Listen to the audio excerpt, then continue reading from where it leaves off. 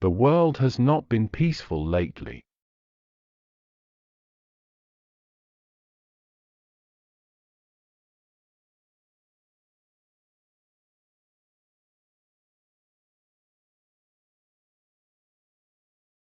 But something much bigger is looming.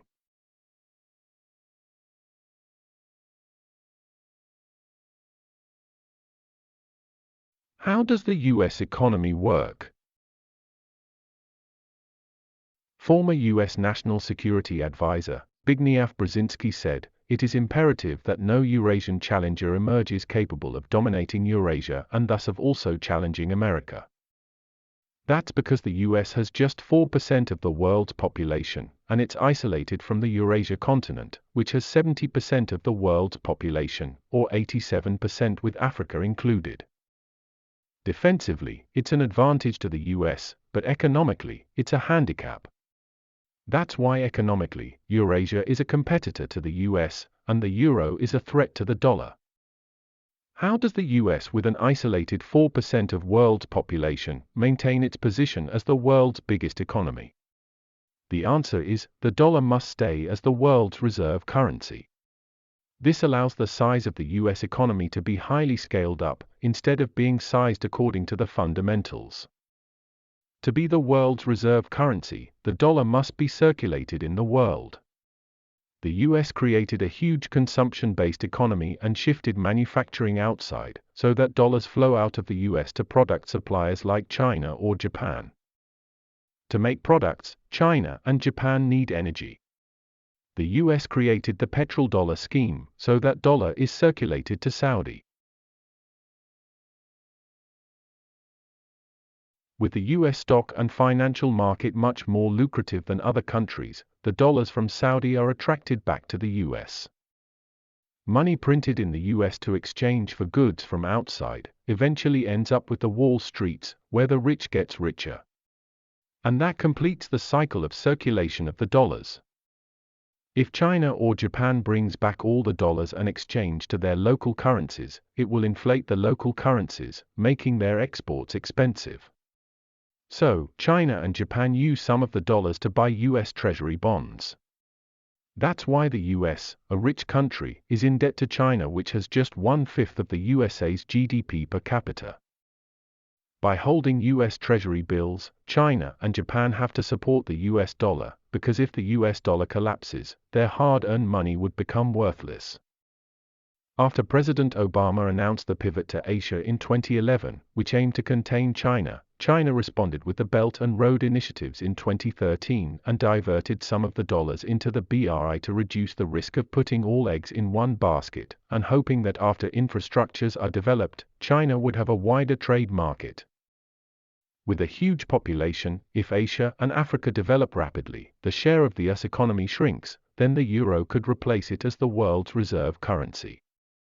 When that happens, the US would no longer be able to print money out of nothing without a hyperinflation like Venezuela. Then the size of the US economy has to fall back to the fundamentals, which today is quite a lot smaller than the inflated economy. That's why no country in Eurasia is allowed to catch up with the USA's economy. When Japan was catching up fast on the US in late 1980s, they were knocked down to a 3-decade stagnancy by appreciating the yen. And in the last 30 years, the US created conflicts, wars, and color revolutions in the Middle East, Central Asia, and Africa to destabilize the Eurasia-Africa supercontinent. When the US prints a lot of money, other countries' foreign reserves in dollars shrink in value. Furthermore, to prevent exports to the US becoming expensive, these countries have to print money too, which devalues the savings of the people, and causing inflations in these countries. It's estimated that our savings devalue by 6 to 9% per year after the abolishment of the gold-backed Bretton Woods system, after which the US prints money based on just the creditability of the dollar. America is relatively easy to defend, yet the US has a military budget more than the total of the next 9 biggest spenders, to protect the dollar with approximately 750 military bases worldwide. The dollar being the world's reserves currency, allows the US to be a world hegemon. Therefore, the US had no mercy on threats to the dollar. In year 2000, Saddam Hussein said he would start selling oil in euros, not dollars. Saddam was hanged by the USA. In 2009, Gaddafi wanted to export Libyan oil in gold dinars, not in dollar or euro. Gaddafi was killed by US-backed NTC. Iran has been trading oil in currencies other than US dollars since 2011. Iran was being sanctioned by the US. After being sanctioned in 2014, Putin started to trade energy in non-dollar.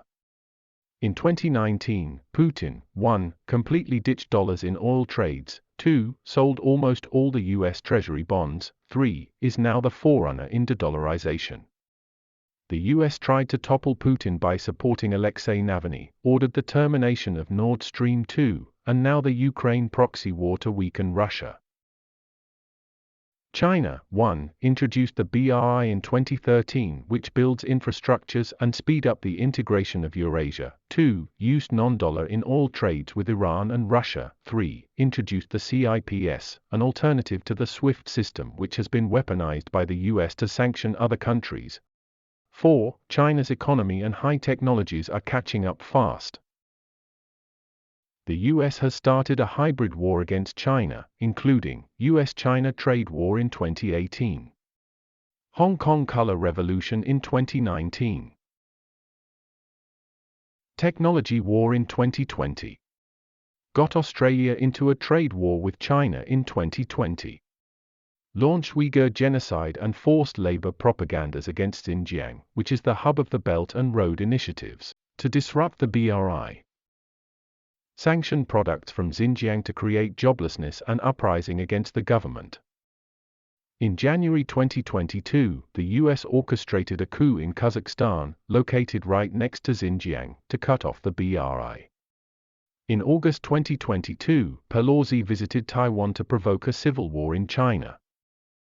If a country supports the dollar, it's being looted. If a country doesn't support the dollar, the government is changed by the US. This is financial slavery. The US cannot have direct wars with Russia and China because they are nuclear armed. Proxy wars put the battlefields outside of the US, and also allows the US to disguise itself as an outsider. Remember, in the 1980s, the US supported the Afghan Mujahideen in a similar proxy war against the USSR, which drained the economy of the USSR. In 2019, US think tank RAND Corporation published a paper overextending and unbalancing Russia.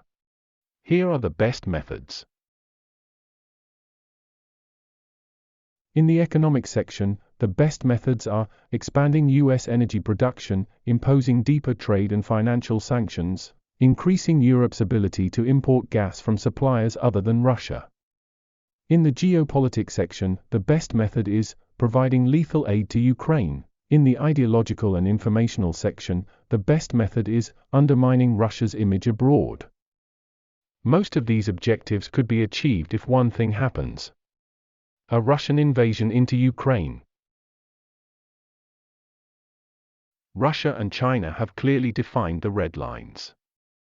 The US would use its proxies, Zelensky and Chai, to push across the red lines to trigger the wars, and sell armed weapons to members of NATO and AUKUS and Quad to support the wars. America's strategy against China and Russia has always been befriend with one while taking on the other. During the Cold War with the USSR, the US established tie with the People's Republic of China in 1972 to prevent China from joining force with the USSR. After 40 years of good relationship with China, Obama introduced the pivot to Asia in 2011 to contain China's rapid rise. During Trump's presidency, he maintained a good relationship with Russia and started a hybrid war against China. So after the US withdrew troops from Afghanistan hastily in August 2021, many observers thought the US was preparing for a hot war in Taiwan. But the surprising decision to take on both Russia and China concurrently was due to an important development. The Fed has printed 80% of all US dollars in existence since January 2020. There was $4 trillion in circulation at the beginning of 2020. The number reached $20 trillion by October 2021. This amounted to an astronomical 31 trillion debt. Coupled with a global rising urge to diversify into non-dollar reserves caused by the USA's sanctions to 39 countries, the US economy and the dollar are in a major crisis. This is the major development which shapes world geopolitics today. After the dissolution of the USSR in 1991, US President Bill Clinton had two choices: A, to integrate Russia into Europe and abolish NATO, or B, to slowly alienate Russia to keep Russia and Europe divided. Clinton chose the latter, because if there's no more Russia threat, there would be no more NATO to control Europe. As the first NATO Secretary General, Hastings may described the underlying role of NATO: to keep America in, to keep Russia out, to keep Germany down. NATO also allows the US to station missiles in Europe, so if a war breaks out in Europe, missiles would be flying between Russia and Europe, while the US remains safe across the Atlantic. The US has been telling Germany and Russia to stop the construction of the Nord Stream 2 way before the Ukraine war. There will be no longer a Nord Stream 2. We will bring an end to it. How will you do that? I promise you we'll be able to do it. One way or another, Nord Stream 2 will not move forward. Explicitly clear to anyone involved with constructing this pipeline that the consequences of doing so are catastrophic. U.S. says they'll do everything to stop the Nord Stream pipeline. We do everything we can. Halt Nord Stream 2 to stop Russia. Shut down the Nord Stream 2 pipeline. Stopping the Nord Stream. Take out Nord Stream 2 forever. Permanently. Ending it permanently. End it once and for all. Absolutely. We should cut it off. We must stop this Nord Stream. We have made clear to the Russians that that pipeline is at risk if they move further into Ukraine. According to U.S. government think tank Rand Corp, the first step to weaken Russia is to stop Nord Stream 2. Trump sanctioned the companies involved in the pipeline. However, Merkel and Biden reached an agreement that pipeline could be completed, with the condition that America has the right to terminate it when America sees fit. Why the US agreed on a gas pipeline from Russia to Germany passing through Ukraine, but not the Nord Stream 2 which runs directly from Russia to Germany? Because then the US could control energy supply to Europe at its proxy state Ukraine. In November 2013, a coup orchestrated and sponsored by the United States in collaboration with far-right parties which worked in tandem with neo-Nazi groups like Right Sector and C-14, took place in Maidan Square, where these neo-Nazi groups instigated 3-month-long riots leading to bloodsheds. As a result, the parliament voted for Viktor Yanukovych's resignation. U.S. Senator John McCain was present in Maidan to give a public speech, and Victoria Nuland went on the streets to give cookies to the public. The United States was caught handpicking key members of the new Ukrainian government. What do you think? I think we're in play. I don't think Klitsch should go into the government. I don't think it's necessary. I don't think it's a good idea. I think Yats is the guy who's got the economic experience, the governing experience. He's the guy, what he needs is Klitsch and Tony Book on the outside. He needs to be talking to them 4 times a week. I just think Klitsch going in, he's going to be at that level working for Yatsenyuk. It's just not going to work. Yeah, no, I think that's right. Okay, good. Well, do you want us to try to set up a call with him as the next step? He's now gotten both Seri and Ban Ki-moon to agree that Seri could come in Monday or Tuesday. Okay. So that would be great, I think, to help glue this thing and have the UN help glue it. And, fuck the EU. 3 weeks later, on the 27th of February 2014, Yatsenyuk became the prime minister of the new government. It was then Putin realized that NATO has finally landed at his doorstep. He quickly realized Russia's naval base in Crimea would become a NATO naval base, so he engineered the annexation of Crimea. And in Donbass, ethnic Russians refused to accept the new puppet government in Kiev. Kiev responded by banning Russian language and Russian TV stations. Since then it's tit-for-tat between the two sides in Ukraine, and escalated into a bloody war for 8 years. After the implementation of Minsk II agreement on the 15th of February 2015, casualties dropped drastically. Fast forward to year 2022. Shelling by Ukrainian forces in Donetsk and Luhansk intensified on the 16th of February. Putin's red line was crossed.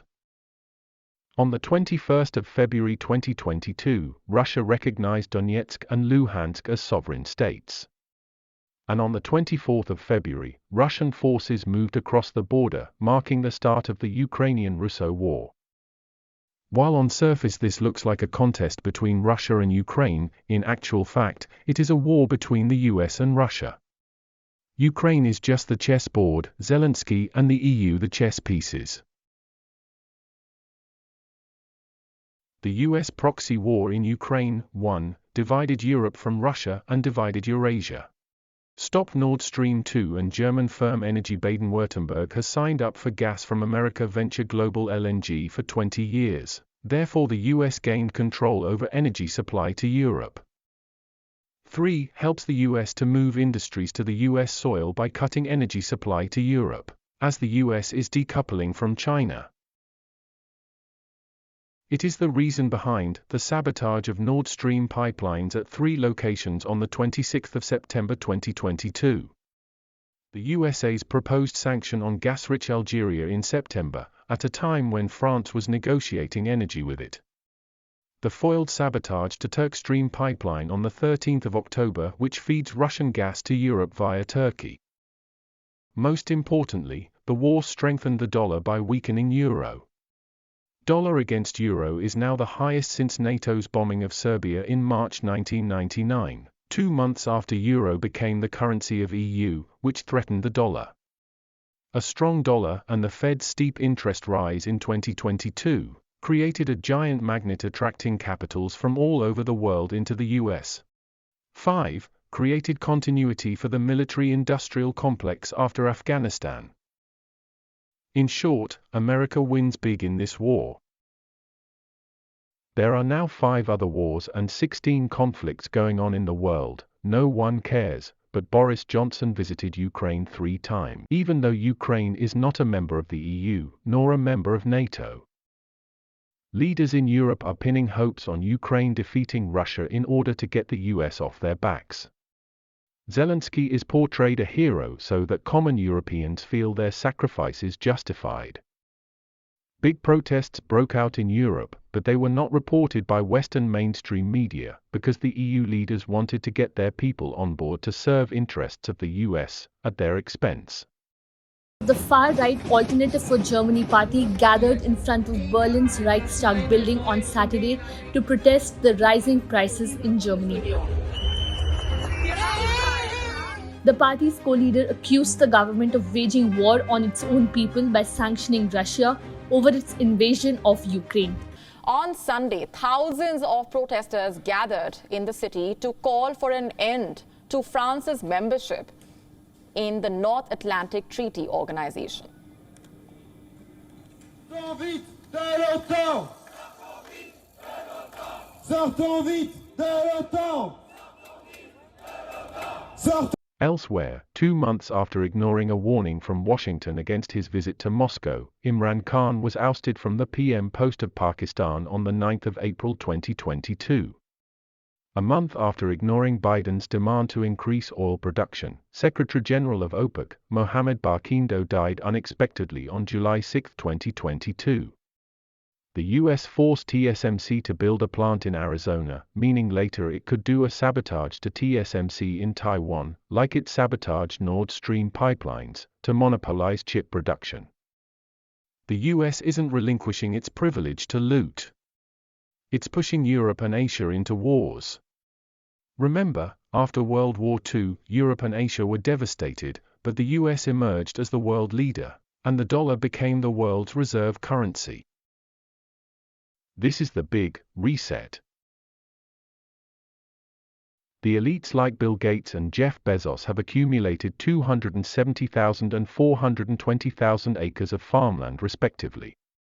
That suggests a depression, a market crash, a food shortage, or a World War III is coming.